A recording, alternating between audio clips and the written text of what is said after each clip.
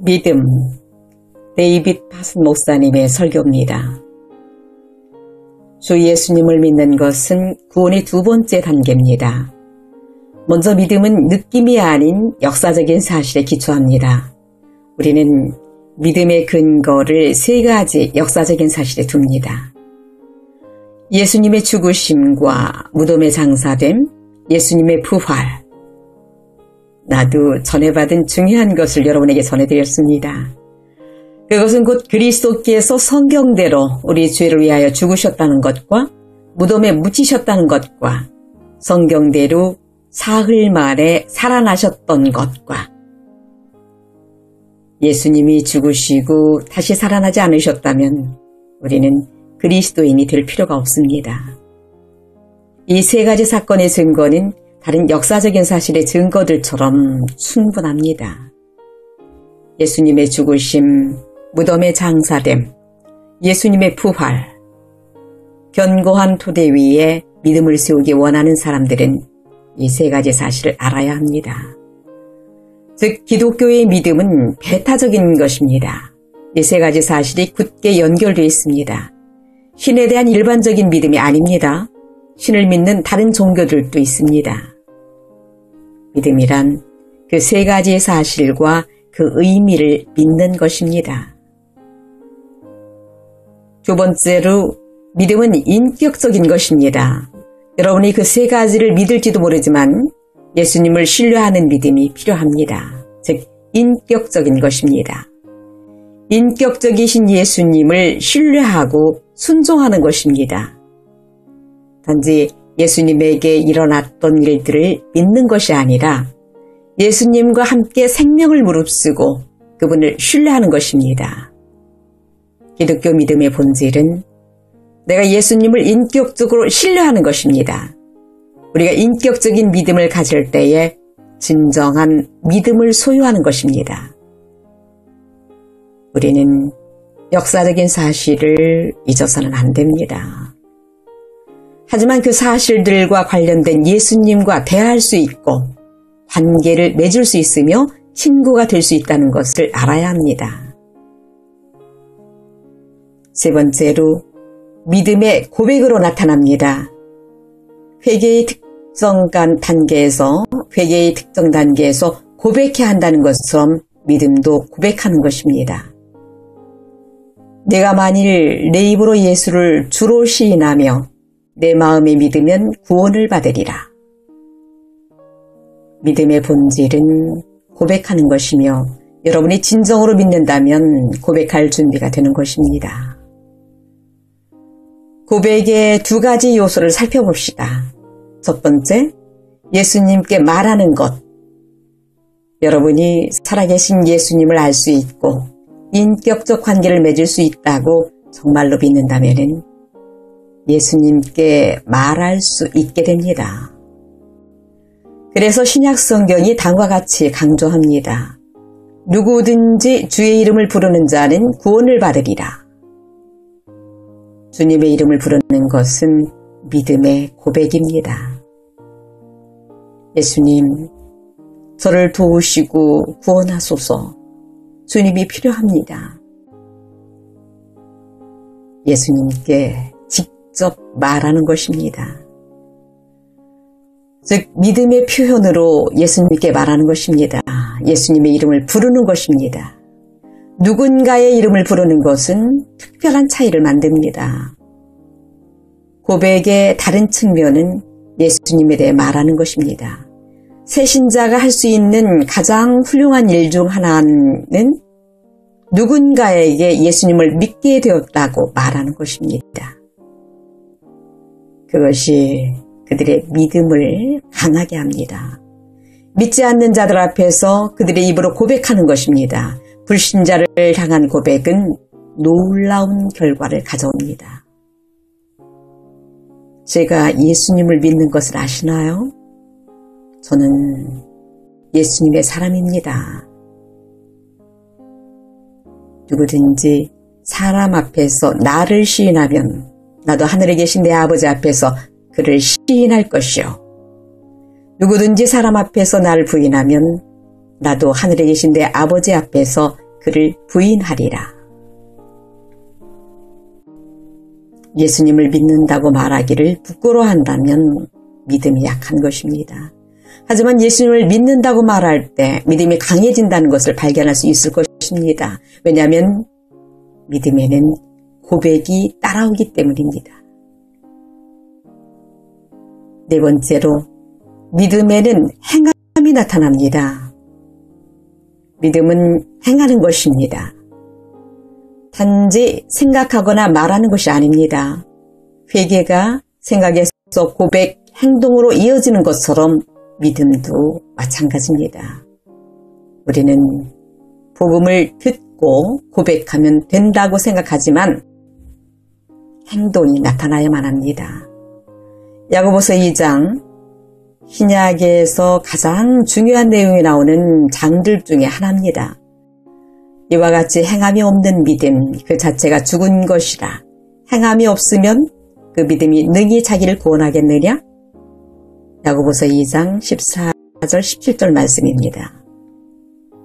많은 사람들은 야고보와 바울이 서로 모순된다고 생각합니다. 바울은 행위가 아니라 믿음으로 의롭다함을 받는다고 말합니다.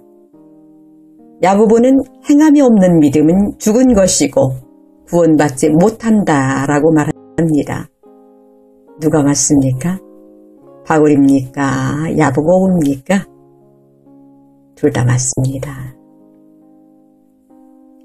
그들은 다른 방식으로 행함, 행위라는 단어를 사용하고 있는 것입니다. 바울이 말한 행위는 율법의 행위, 선한 행위를 의미했습니다. 반면 야고보는 믿음에 따르는 행함을 말하고 있습니다. 그 둘은 다릅니다. 저는 행위보다는 행동이라는 번역을 더 좋아합니다. 야고보가 말한 행동이 없는 믿음이 죽었다고 말한 곳에서 진실로 믿는다면 행동으로 믿음을 보이라고 말합니다. 여러분이 예수님을 마지막으로 믿었을 때를 기억할 수 있는지 궁금합니다. 이 질문을 깊이 생각해 보십시오. 믿음을 행한 마지막이 언제입니까? 신약의 믿음은 행함이 따르는 믿음이기 때문입니다. 예수님을 마지막으로 믿은 때가 언제입니까? 저는 항상 예수님을 믿었는데요. 아닙니다. 예수님을 믿지 않고 몇 주를 보낸 적도 있을 것입니다. 여러분이 예수님이 구원자라는 것을 항상 믿었을 것입니다. 그러나 예수님을 신뢰했던 마지막이 언제입니까? 그것이 행함 있는 믿음인 것입니다. 믿음은 위험을 감수하는 것입니다. 믿음은 하나님의 말씀을 기초해서 행하는 것입니다. 불행하게도 많은 복음주의자들은 믿음을 진리의 말씀을 받아들이는 것이라고 생각합니다. 그렇지 않습니다. 믿음은 진리의 말씀에 따라 행하는 것입니다. 많은 사람들이 진리를 따라 행하지 않고 진리를 받아들입니다. 그러나 믿음을 가진다는 것은 진리를 따라 행하는 것입니다. 야고보서 2장은 두 가지 놀라운 예를 줍니다. 첫 번째는 라합, 두 번째는 아브라함입니다. 라합은 예수님의 조상이 되었는데 여리고에서 정탐꾼들을 숨겨주고 안전하게 도시 밖으로 보내주는 믿음을 보여주었습니다. 아브라함은 그의 독자를 모리아산에 데리고 가서 번제로 드리는 믿음을 보여줍니다. 가족의 미래를 감수하면서 번제로 드린 것입니다. 둘 다 미래를 감수하고 하나님의 말씀을 따라 행했습니다. 우리가 사람들에게 얘기해야 하는 가장 중요한 것들 중 하나일 것입니다. 믿음은 성경에 동의한다고 말하는 것이 아닙니다. 믿음은 성경을 받아들인다고 말하는 것이 아닙니다. 믿음은 성경을 따라서 행하는 것입니다. 다섯 번째로 믿음은 지속적인 것입니다. 믿음이라는 단어와 신실함, 충실이라는 단어는 헬라어와 히브리어에서 같은 단어입니다. 믿음을 갖는 것은 신실해지는 것입니다.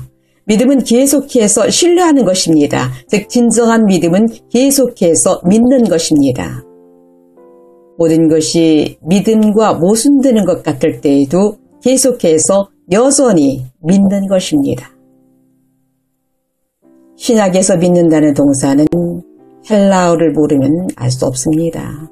헬라어에는 영어로 옮기기가 어려운 특정한 시제가 있습니다. 그 시제 중 하나는 현재 지속 시제입니다. 영어에는 이런 시제가 없습니다. 영어로 번역하기 위해서 이 단어를 더해야 합니다. 계속하다. 계속해서 무엇인가 하는 것을 나타낼 때에 현재 지속 시제를 사용합니다.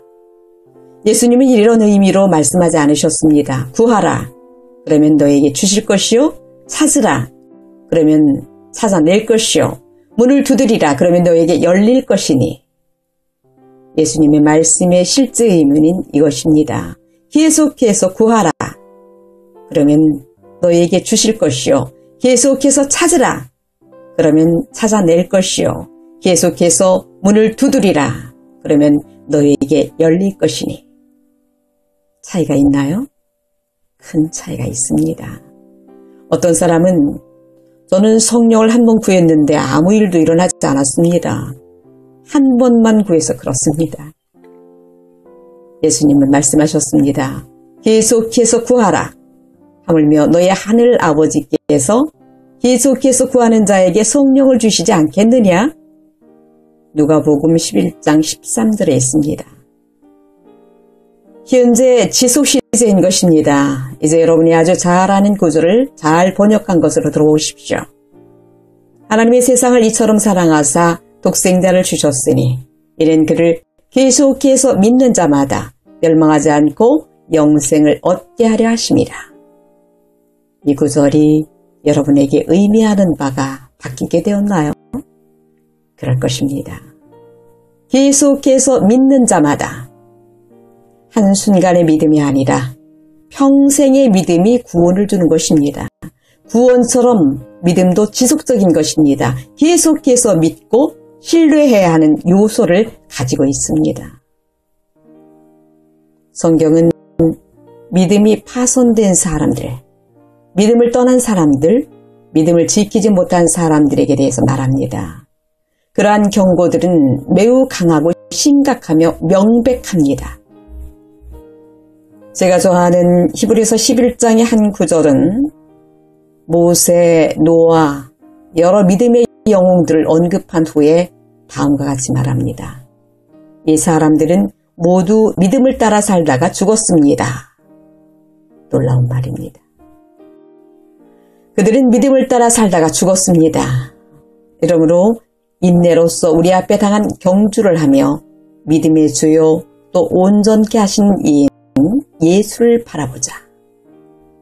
히브리서 12장 1절에서 2절 말씀이죠. 마지막까지 믿음을 지키십시오. 주님을 계속 끝까지 신뢰하십시오.